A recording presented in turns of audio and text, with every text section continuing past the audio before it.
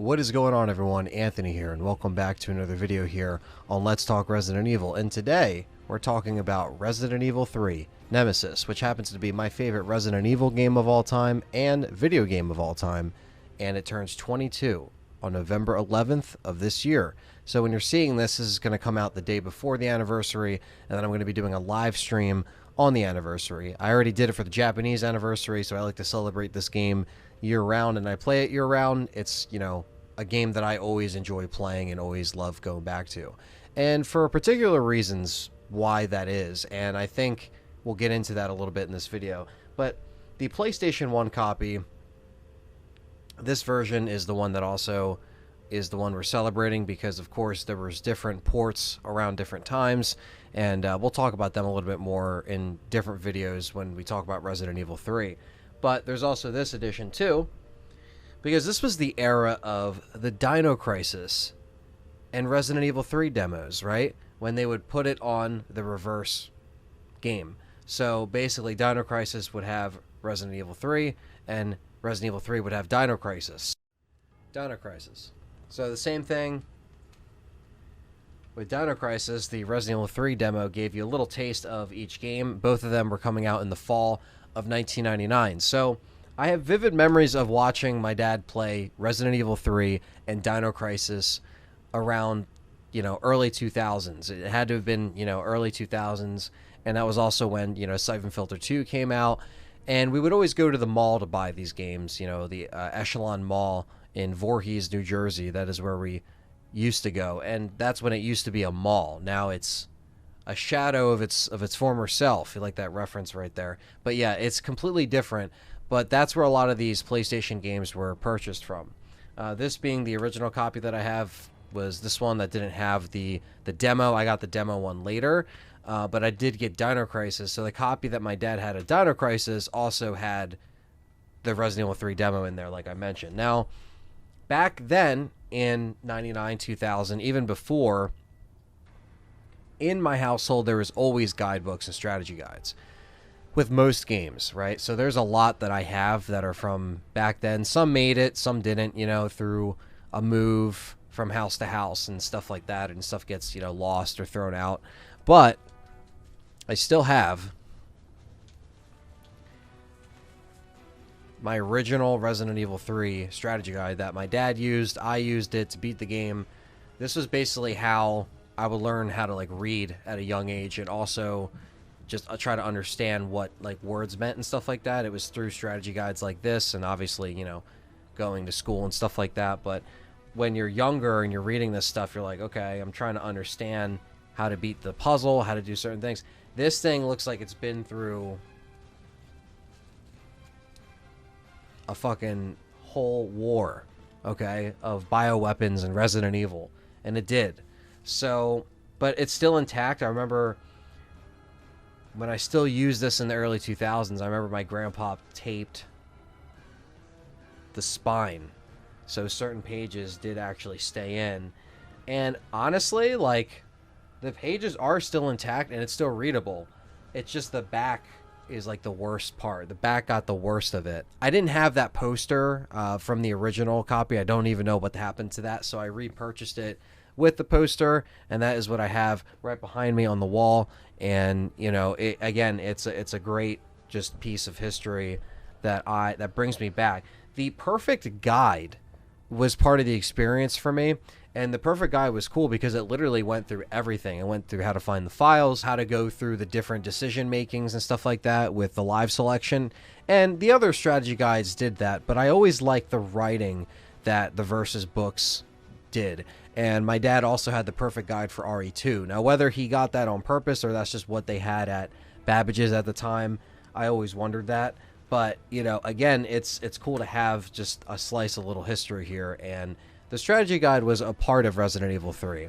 Now, when I first played Resident Evil 3, it was on the PlayStation 1. And that is kind of where I experienced the original trilogy. My love for Resident Evil 3 is strictly because I think that was the first game that I really started to pick up and play and really figure out as a Resident Evil game. The first and second games, I found myself struggling a little bit, but the easy mode on Resident Evil 3 kind of enticed me to play it a little bit more.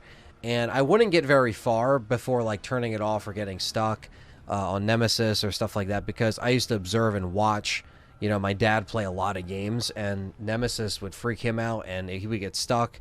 And I remember it took him a while to get through certain sections of the game.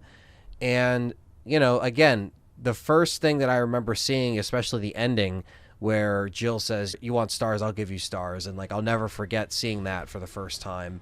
And, you know, Jill was always my favorite growing up. And I think I always loved, you know, just the trilogy as a whole and going back and playing them.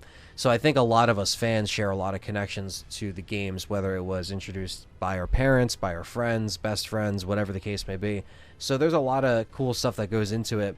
And of course, there were many other games in my household that I was playing that were going on side by side while experiencing Resident Evil. Stuff like Siphon Filter 1 through 3, all of the Crash Bandicoots, Medieval, Blasto, all the wrestling games on PS1. There were so many wrestling games that we played all the time. Twisted Metal 1 through 4. Obviously, Silent Hill was another one that I kind of caught on later on. Gran Turismo 1 and 2. I mean, there's so many great PS1 games that were found through demo discs, through, you know, brother picking it up, parents picking it up, whatever the case would be, like getting these games. Of course, all the Rugrat games were cool. You know, all the Nickelodeon stuff was cool back then because, you know, as a kid growing up, you're fans of that stuff. So, again, that was just that era. That was my era.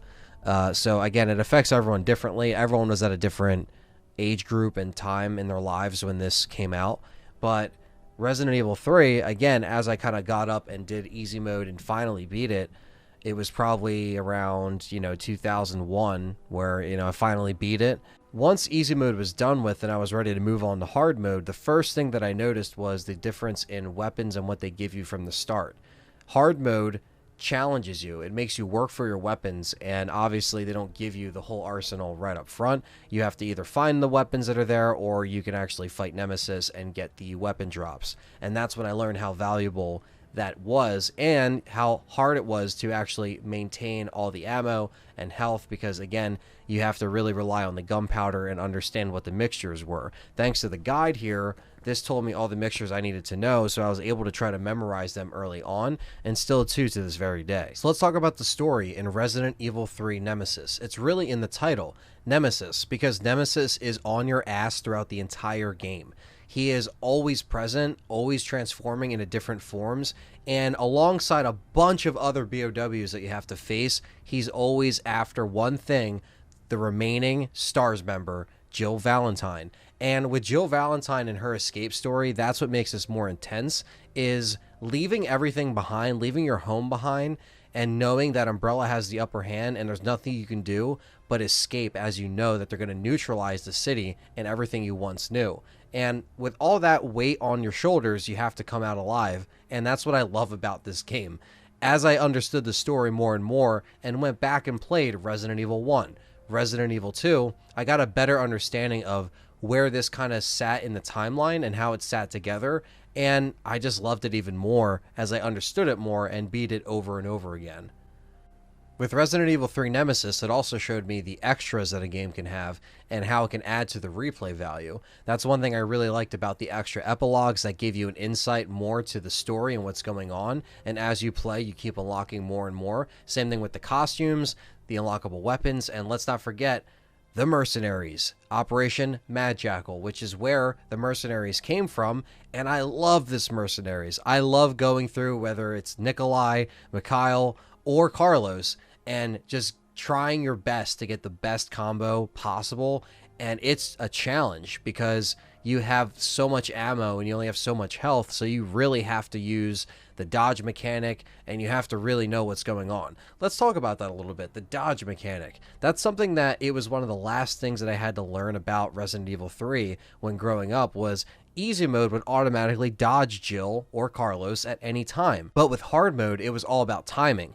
And that was another thing that I had to learn from Resident Evil 3, was the timing of the dodge and using that mechanic. It's another mechanic that was only in this game. Let's not forget the quick turn. That's also something that was added in this game. So a lot of first things happen in this game, and I always thought that it lived on in the Resident Evil franchise, and I always enjoyed seeing where it went from here, and obviously we got a bunch of spin-offs in the PS2 era, and then we got Resident Evil 4, and so on and so forth. But with Resident Evil 3, it's always just been my favorite game of all time. I just love the characters, I love the dialogue, I love the BOWs, I love the enemy design, the environments, the music. I mean, everything that's baked into this game is just perfection in my opinion, and it's very memorable. It's really the first memories I have of like mastering a game. Resident Evil 3 Nemesis was also a game that gave me confidence to play a lot more other PlayStation games and know that I can experience it and play it even if it was on a lower difficulty, and eventually build up to a harder mode and